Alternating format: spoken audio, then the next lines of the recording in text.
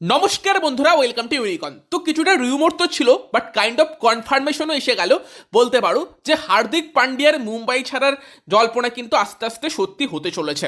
যেখানে কালকেই কিন্তু রিপোর্ট বেরিয়েছে এক্সপ্রেস স্পোর্টসের তরফ থেকে, এবং তারই সঙ্গে দেবেন্দ্র পান্ডে কনফার্ম করেছে যে হার্দিক পান্ডিয়া তার ক্যাপ্টেন্সি হারিয়ে ফেলছে মুম্বাই ইন্ডিয়ান্সে, মানে ক্যাপ্টেন্সি থাকছে না।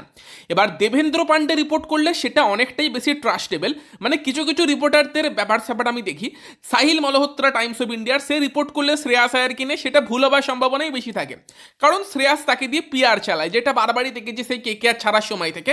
বাট দেবেন্দ্র পান্ডে যখন রিপোর্ট করে সেগুলো বেশিরভাগ সময়ই সত্যি হয়, কারণ দেবেন্দ্র পান্ডের বেস্ট ফ্রেন্ড হচ্ছে রোহিত শর্মা, সূর্যকুমার যাদব। তো তাদের থেকে খবর পায় যখন, তার খবর ভুল হবার চান্সটা অনেকটাই কম থাকে। এবং দেবেন্দ্র পান্ডে যেটা রিপোর্ট করছে যে হার্দিক পান্ডিয়া কিন্তু মুম্বাই ইন্ডিয়ান্স দলের ক্যাপ্টেন থাকছে না, এবং মুম্বাইতে হার্দিক পান্ডিয়ার কন্টিনিউ করা নিয়েও এখন প্রশ্ন থাকছে। এবার এক্ষুনি তো মুম্বাই হার্দিককে বাদ দিয়ে দিয়েছে সেটা তারা বলতে পারবে না, কারণ এখনও সময় আছে। তো মুম্বাই অবশ্যই ট্রেডের জন্য দেখবে। বাট ব্যাপারটা হচ্ছে যে যেভাবে পরিস্থিতি এগোচ্ছে এটা এক্সপেক্টেডই ছিল যে হার্দিক পান্ডিয়া ক্যাপ্টেন হিসেবে কন্টিনিউ করবে না। এবং যেভাবে আমরা বাকি মুম্বাই প্লেয়ারদের সঙ্গে তার সম্পর্ক দেখছি, যেখানে সে অলরেডি তিলক ভার্মা, সূর্যকুমার যাদব, রোহিত শর্মাদের আনফলো করেছিল, রিসেন্টলি সূর্যকুমার যাদবও হার্দিক পান্ডিয়াকে আনফলো করে দিয়েছে, শুধুমাত্র জসপ্রীত বুমরাকে ফলো করে। তো এটা ক্লিয়ার যে বাকি সিনিয়র প্লেয়ারদের সঙ্গেও হার্দিকের মতামতের মিল হচ্ছে না। এবং এখন তো মুম্বাই ইন্ডিয়ান্সের কোচিং স্টাফের তরফ থেকেও বড় বক্তব্য এসেছে যে যে প্লেয়ার বা যে সিনিয়র প্লেয়ার মুম্বাইতে থাকবে তারা যেন কোচেবল হয়, মানে কোচেদের কথা যেন তারা অ্যাটলিস্ট শোনে। মুম্বাই ইন্ডিয়ান্সের কোচেরা জানিয়েছে যে তারা অনেক সময় অনেক কিছু অ্যানালিসিস করেছে, ডেটা দিয়ে ক্যাপ্টেনকে প্ল্যান দিয়েছে, বাট সিনিয়র প্লেয়াররা সেই প্ল্যান শুনেনি, তারা উল্টোটা করেছে মাঠে গিয়ে, যেটা তাদের একদমই পছন্দ হয়নি। এবং যেটাও একটা বড় কারণ মুম্বাই ইন্ডিয়ান্স ভালো দল দিয়েও এই বছর ফেল করেছে। এবং দেখো একটা ব্যাপার কি, যে মুম্বাই ইন্ডিয়ান্স 2 বছর বা 3 বছর ফেল করেছিল, তারপর তোমার আম্বানিরা রোহিত শর্মাকে সরিয়ে দিয়েছিল, এবং সেখানে পরপর 3 বছর হার্দিকের আন্ডারেও মুম্বাই সেরকম বিশাল কিছু করেনি। গত বছর প্লে অফস গেলেও 2টো মরশুম খুব খারাপ গিয়েছে। তো আম্বানিদের হার্দিকের সঙ্গে কন্টিনিউ করার চান্সটা এমনিতেই কম। এবার প্রশ্নটা হচ্ছে এটাই যে হার্দিক পান্ডিয়া তাহলে কোন দলে যেতে পারে, কোন দলে তার যাবার চান্স বেশি। তো যদি আমরা ট্রেডের কথা বলি, সেখানে কিন্তু বেশ কিছু দল ট্রেডের জন্য যেতে পারে। মুম্বাই ইন্ডিয়ান্স কিন্তু ট্রেড তখনই করবে যখন তারা তাদের পছন্দের মতো প্লেয়ার অন্য দল থেকে পাবে। যেমন সিএসকেতে কিন্তু হার্দিক গেলে সেটা ভালো ডিল হতে পারে সিএসকের জন্য, হার্দিকের জন্য, কারণ হার্দিক সব থেকে বেশি রেসপেক্ট করে মহেন্দ্র সিং ধোনিকে। সিএসকে যদি ধোনিকে তাদের সঙ্গে রাখতে পারে অ্যাজ এ মেন্টর বা অ্যাজ এ ট্যাকটিসিয়ান, ধোনিকে যদি দলের সঙ্গে রাখতে পারে, ধোনি যদি হার্দিকের সঙ্গে কাজ করে, সেখানে ড্রেসিং রুমের পরিস্থিতিও খারাপ হবে না, ধোনি তাকে কন্ট্রোল করতে পারবে। প্লাস সিএসকের জন্য হার্দিক পান্ডিয়া সেই ব্র্যান্ড ভ্যালুটা নিয়ে আসবে যে ধোনির জায়গাতে একজন ইন্ডিয়ান ফিনিশার, তারই সঙ্গে ঋতুরাজ গায়কোয়াড় ভালো ক্যাপ্টেন্সি করেনি, সেখানে হার্দিক পান্ডিয়া ক্যাপ্টেন হিসেবেও আসতে পারবে, যেখানে সঞ্জু ক্যাপ্টেন্সি করার দিকে অত ইন্টারেস্ট দেখায়নি। ফলে সেখানে কিন্তু সিএসকের জন্য একটা ভালো ডিল হার্দিক পান্ডিয়া হতে পারে। বাট সেখানেই মুম্বাই ইন্ডিয়ান্সের মতো টিম কিন্তু আয়ুষ মাত্রে, শিভম দুবে এই টাইপের প্লেয়ারদের চাইতে পারে। এবার যদি সিএসকে সেই টাইপের প্লেয়ার না দেয়, সেখানে মুম্বাই কেন হার্দিককে দিতে যাবে সিএসকেতে? মুম্বাই তখন বলবে যে দেবো না আমরা। যদি হার্দিক যেতে না চায়, ট্রেড না হতে চায়, মুম্বাই সিম্পলি অকশনে রিলিজ করে দেবে। অকশনে রিলিজ করা মানে বাকি 9টা দলের যে দল বেশি টাকা দিয়ে তাকে কিনতে পারবে তাকে কিনবে। তো এগুলো ব্যাপার থাকছে। মুম্বাই ট্রেড তখনই করবে যখন তারা তাদের পছন্দের মতো প্লেয়ার পাবে। তো সিএসকেতে হার্দিক যেতে চাইতে পারে, বাট মুম্বাই যে টাইপের প্লেয়ার চাইবে সেগুলো কি সিএসকে দেবে, সেই একটা প্রশ্ন থাকছে। বাকি দিল্লি ক্যাপিটালসের মতো দল, তারাও কিন্তু নতুন ক্যাপ্টেন খুঁজতে পারে অক্ষর প্যাটেলের পরিবর্তে, বাট তারা কি সেই টাইপের প্লেয়ার অফার করতে পারবে মুম্বাইকে, যেটা দেখে মুম্বাই মনে করবে যে না ঠিক আছে আমরা হার্দিক পান্ডিয়াকে দিতে পারি? মেবি অক্ষর প্যাটেল, লুঙ্গি এনগিডি এই টাইপের কিছু ডিল, বাট সেটাও কি মুম্বাইয়ের পছন্দ হবে? লখনৌ সুপার জায়েন্ট, তারাও নতুন ক্যাপ্টেনের খোঁজ করতে পারে, বাট লখনৌ থেকেও মুম্বাই কাকে পেতে পারে? ঋষভ পন্থ, তাকে এত টাকায় নিয়ে কি মুম্বাইয়ের খুব একটা লাভ হবে? এবং অলরেডি মুম্বাই ক্যাম্পে বড় বড় বেশি প্লেয়ারকে অসুবিধা হচ্ছে। নিকোলাস পুরান মুম্বাইয়ের একটা পছন্দের প্লেয়ার, বাট বর্তমানে পুরানও সেরকম ফর্মে নেই। হয়তো নিকোলাস পুরান সঙ্গে মহসিন খান বা Nicholas Pooran plus Prince Yadav এই টাইপের কিছু ডিলে মুম্বাই ইন্টারেস্ট দেখালেও দেখাতে পারে। বাকিদের মধ্যে বলতে গেলে পাঞ্জাব কিংস, সেখানেও হার্দিককে দিয়ে লাভ তো নেই কিছু, কারণ শ্রেয়াস অলরেডি ক্যাপ্টেন আছে।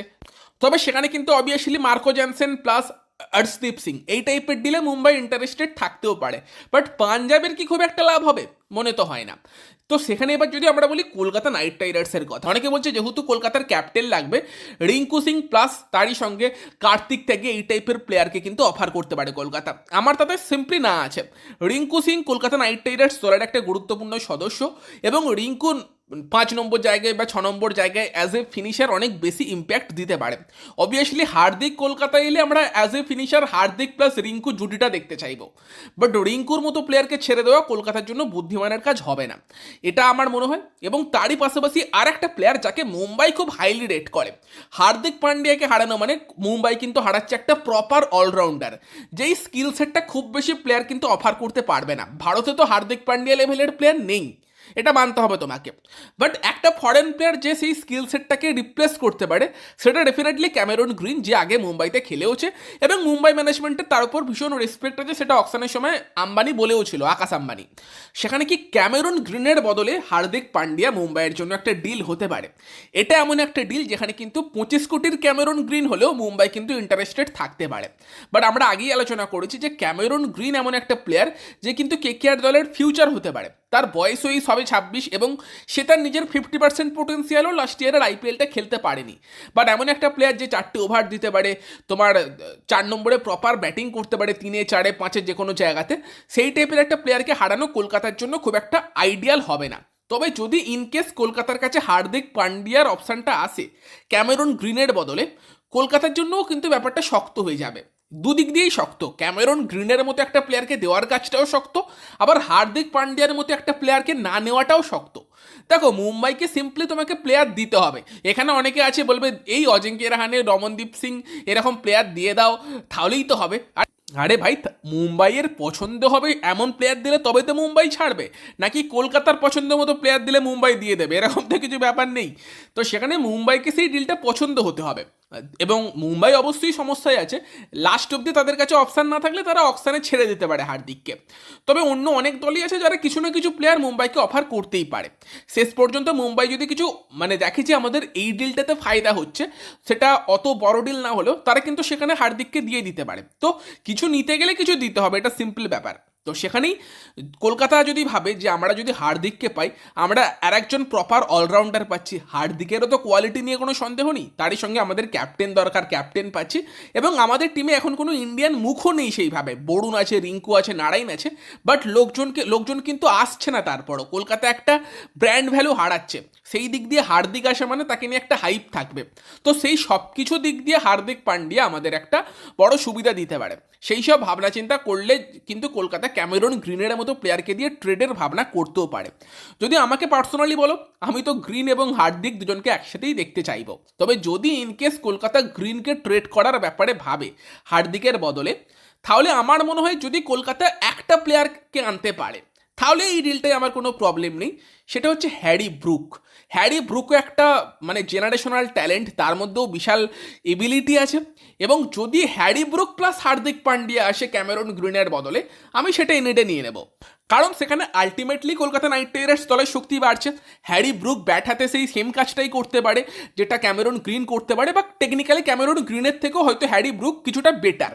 এবং তারই সঙ্গে তুমি লোয়ার অর্ডারে যে জায়গাতে রবমান পাওয়েলকে খেলাতে হচ্ছিল সেই জায়গাতে হার্দিক পান্ডিয়াকে পেয়ে যাচ্ছ, মানে তুমি ইজিলি একটা ফরেন বোলার এবার খেলিয়ে যেতে পারবে, যেখানে রঘুবংশীকে যদি 3-এ খেলায়, 4-এ হ্যারি ব্রুককে খেলায়, ফিন অ্যালেনের সঙ্গে আর একটা ওপেনার নিয়ে আসে, এবং দেন 5-এ হার্দিক, 6-এ রিঙ্কু, পারফেক্ট ব্যাটিং কম্বিনেশন। কিন্তু হ্যারি ব্রুকের ইংল্যান্ডের প্লেয়ার নাটক বেশি, সে একবার 2023 এসেছিল, তারপর থেকে বিক্রি হওয়ার পরও খেলতে আসে না, এই সমস্যাগুলো থাকছে। তো মেবি কলকাতা যদি দেখে যে অকশানে নিকোলাস পুরান বা তোমার তারই সঙ্গে সিমরন হিটম্যার বা জেমস কোলস বলে একটা প্লেয়ার আছে ইংল্যান্ডের, প্লেয়ারটা উঠছে, ভালো ট্যালেন্ট, বা জেমি স্মিথও আছে, এই টাইপের কোনো প্লেয়ার অ্যাভেলেবেল আছে এই নেক্সট ইয়ারের জন্য, এবং আমরা হার্দিক পান্ডিয়াকে আনতে পারি, সেখানে হয়তো কলকাতা নেক্সট ইয়ার সেই চান্সটা নিতে পারে, এবং মেগা অকশনে হ্যারি ব্রুকের মতো প্লেয়ার অ্যাভেলেবেল হলে সেখানে তার জন্য যেতে পারে, যদি ফাইনালি ক্যামেরন গ্রিনকে দিয়ে ডিল করতে চায় সেক্ষেত্রে। কারণ সেখানে অবভিয়াসলি 3 বা 4 যদি আর একটা বিদেশি ব্যাটসম্যান আনে এবং হার্দিক পান্ডিয়াকে আনে, সেখানে আমরা মোটামুটি গ্রিনের স্কিল সেটটা তোমার পেয়ে যাচ্ছি, যেখানে তোমার গ্রিনের মতো বোলিংটা তো হার্দিক পান্ডিয়া করতে পারবে, সঙ্গে হার্দিক পান্ডিয়ার মতো একটা ফিনিশারও থাকবে রিঙ্কু সিংয়ের পাশাপাশি, এবং তুমি টপ 3 বা টপ 4 আর একটা টেকনিক্যালি সলিড কোয়ালিটি টি-20 ব্যাটসম্যান পেয়ে যাবে। তো সেই ব্যাপারগুলো থাকছে। তো দেখা যাক সেখানে কলকাতার কাছে যদি ক্যামেরন গ্রিনকে দিয়ে নেবার অফার আসে, কলকাতা সেখানে তোমার রাজি হয় কিনা।